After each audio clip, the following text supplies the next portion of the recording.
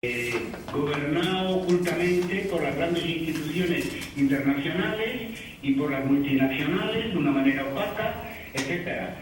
Pero es que eso es extraordinariamente. Entonces, nosotros tenemos que ver la parte del vaso que está llena, no la parte que está vacía. Si no, no podemos transformar las cosas, porque tenemos una visión pesimista respecto a una realidad que está siendo más optimista.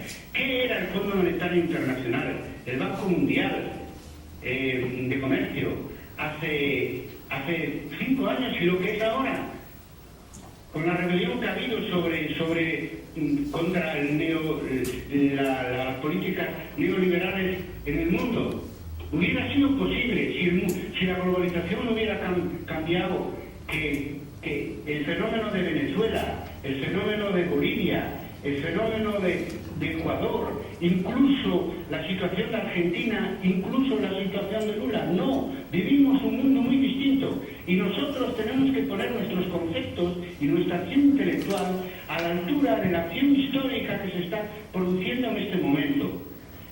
Es que hubiera sido posible pensar que la guerra de Irak, que generó una oposición en buena parte del mundo de los actores sociales, que eso fue en el año 3, y en el año 7, que realmente estemos viviendo ya lo que, aunque se pueda prolongar de una manera agónica, va a ser la derrota de los Estados Unidos, de imponer una globalización militarizada, unilateral a todo el mundo, donde ahí nos hemos enfrentado contra eso no solo las sociedades civiles, sino gobiernos, realidades muy diversas.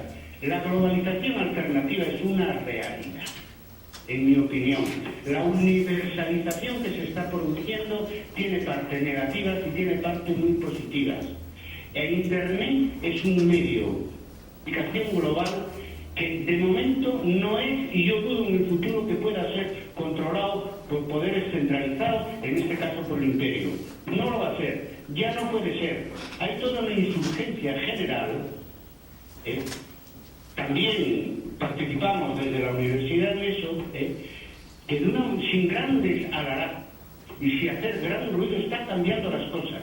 Y hoy cada vez está más claro que es posible una globalización que no sea unilateral y donde los pueblos puedan jugar un papel. Nosotros tenemos que poner nuestros debates, las conclusiones y la historia que escribimos a la altura de los cambios que se están produciendo.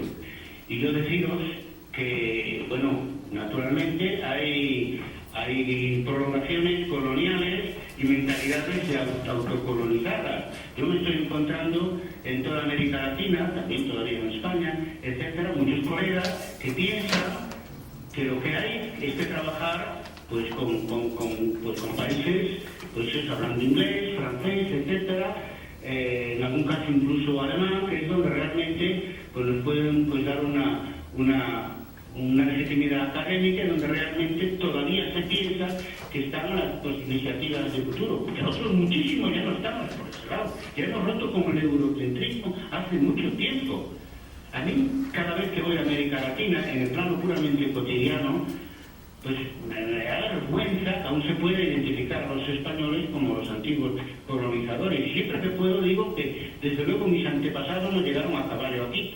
Y por lo que yo sé, ninguno de ellos llegó ni siquiera como infantería, ni con ningún Hernán Cortés, ni como con nadie.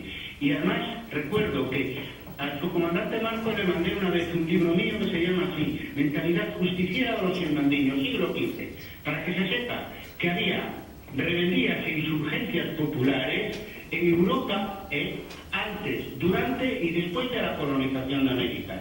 Yo pienso que en ese sentido estamos en otro plano del debate. Aquí ya muchos ya nos hemos descolonizado, seamos de la metrópoli, sean de las antiguas colonias.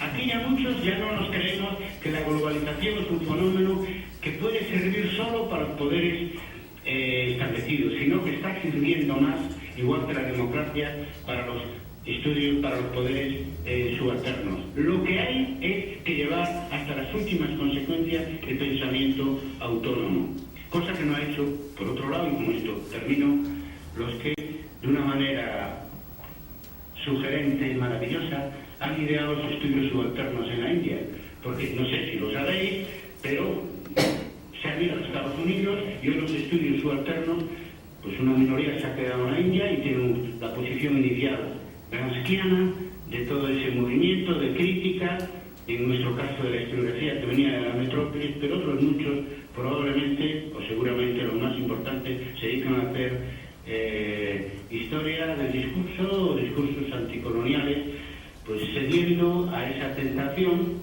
académicamente tentadora pero mortal para el proyecto del que estamos hablando aquí, de que la realidad es el discurso, punto, que no hay nada detrás. Por lo tanto, ojo también, que aquí lo importante es primero saber que hay movimientos alternativos y de globalización alternativa muy seria, también en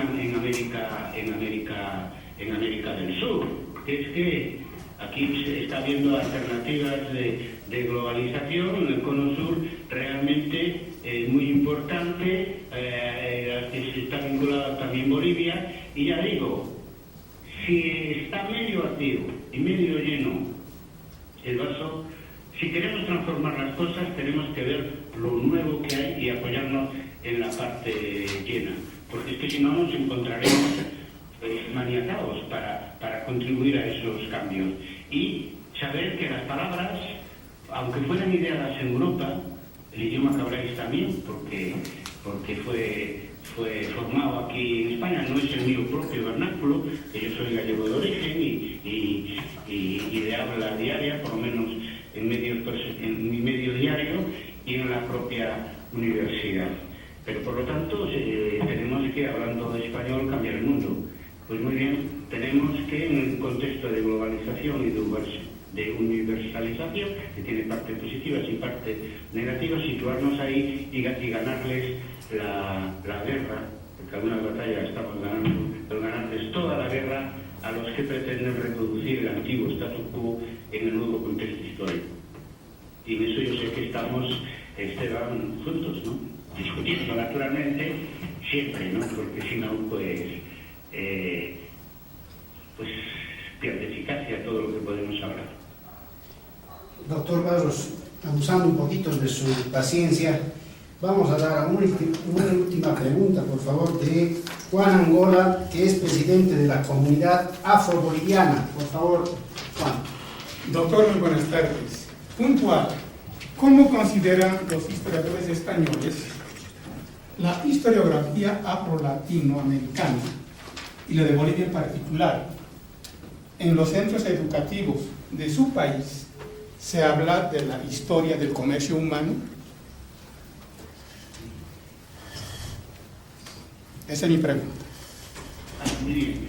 Bueno, yo realmente tengo que confesar que no conozco la relación afro-boliviana desde el punto de vista historiográfico, y reitero mi invitación para que podáis utilizar y para que puedas utilizar la plataforma Historia para dar a conocer esa experiencia, porque yo reconozco que un déficit que tenemos en la historiografía global que estamos construyendo es que hemos pasado del eurocentrismo a, digamos, a un eurolatinismo, en nuestro caso, que es un fenómeno mucho más amplio, mucho más universal, pero todavía naturalmente hay una escasa presencia, en nuestro caso, de historiografías como la asiática o como la africana. No es poco que haber contribuido a que la historiografía latinoamericana estuviera en la primera línea